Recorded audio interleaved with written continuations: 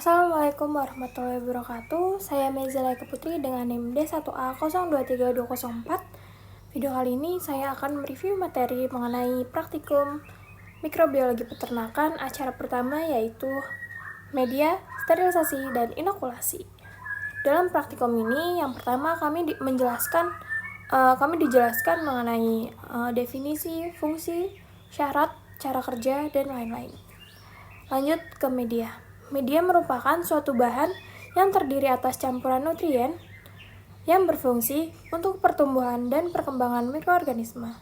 Kemudian ada sterilisasi. Sterilisasi adalah proses pembasmian atau penghilangan mikroorganisme dari alat, bahan maupun media yang akan digunakan dalam bentuk vegetatif maupun spora. Kemudian yang ketiga itu inokulasi. Inokulasi adalah perpindahan mikroorganisme dari media yang lama ke media yang baru. Fungsi dari inokulasi itu adalah memindahkan inokulum dari media yang lama ke media yang baru dengan cara yang steril. Kemudian fungsi lainnya itu adalah memindahkan media lama ke media yang baru untuk pertumbuhan dan perkembangan mikroorganisme. Kita juga dijelaskan mengenai fungsi dari media. Fungsi dari media itu dibagi menjadi dua. Yang pertama itu kualitatif dan kuantitatif.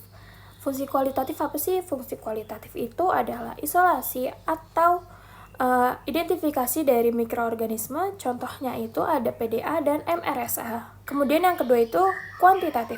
Kuantitatif adalah perbanyakan atau penjumlahan mikroorganisme. Contoh dari media kuantitatif itu ada PCA dan NA. Kemudian ada syarat dari media. Syarat media itu ada 4.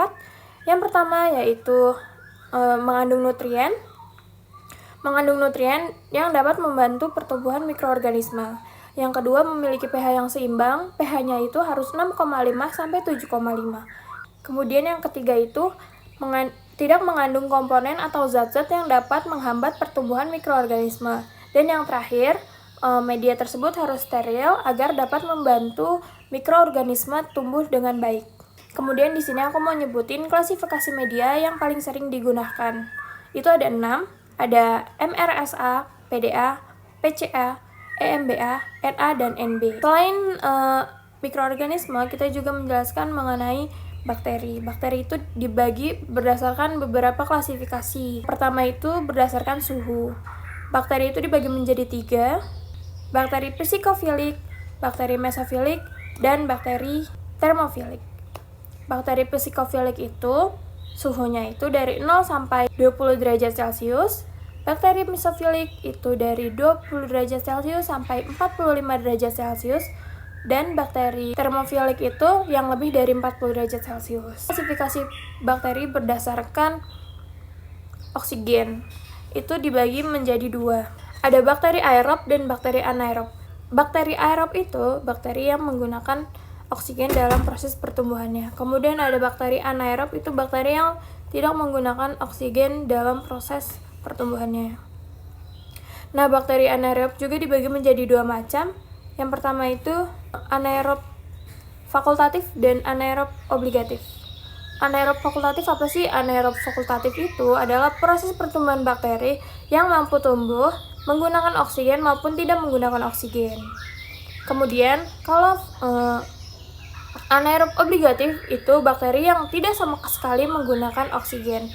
Kalau dia terdapat oksigen dalam proses pertumbuhannya, maka bakteri tersebut akan mati. Kemudian ada klasifikasi bakteri berdasarkan pH. Yang pertama itu ada acidofilik, pH-nya dari 1,1 sampai 5,5. Yang kedua neutrofilik itu 5,5 sampai 8,5, dan alkalifilik itu dari 8,5 sampai 11,5. Kemudian dijelaskan juga klasifikasi bakteri berdasarkan substrat yang dibagi menjadi 4. Yang pertama yaitu bakteri probiotik menghasilkan enzim protase, kemudian ada bakteri lipotik menghasilkan enzim lipase, kemudian ada bakteri amilolitik menghasilkan enzim amilase. Yang keempat itu ada bakteri senolotik yang menghasilkan enzim selulase. Kemudian masuk ke materi sterilisasi. Sterilisasi dibagi menjadi 3 cara. Ada sterilisasi secara fisik, secara mekanik, dan secara kimiawi. Sterilisasi secara fisik itu dibagi menjadi 2, ada sterilisasi basah dan sterilisasi kering. Sterilisasi basah dapat dilakukan dengan menggunakan autoclave, dan sterilisasi kering itu dapat menggunakan oven atau pembakaran maupun pemijaran dengan bunsen.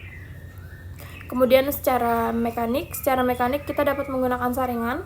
Contohnya itu adalah saringan atau filter. Filter yang digunakan bisa filter Cumberland. Kemudian ada yang terakhir itu sterilisasi secara kimiawi. Sterilisasi secara kimiawi bisa menggunakan alkohol. Alkohol yang digunakan itu 70%. Kenapa harus 70%? Karena itu adalah persentase yang optimal dalam penggunaan alkohol untuk membasmi mikroorganisme yang tidak digunakan atau bakteri-bakteri yang tidak digunakan. Apabila melebihi atau kurang dari 70%, bila melebihi maka dapat merusak dari bahan atau alat yang digunakan. Kemudian kalau kurang maka tidak optimal dalam proses sterilisasinya.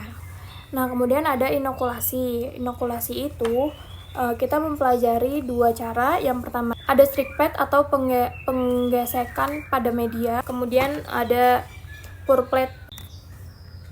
Mungkin itu yang bisa saya sampaikan, kurang lebihnya mohon maaf. Wabillahi taufiq wal hidayah. Wassalamualaikum warahmatullahi wabarakatuh.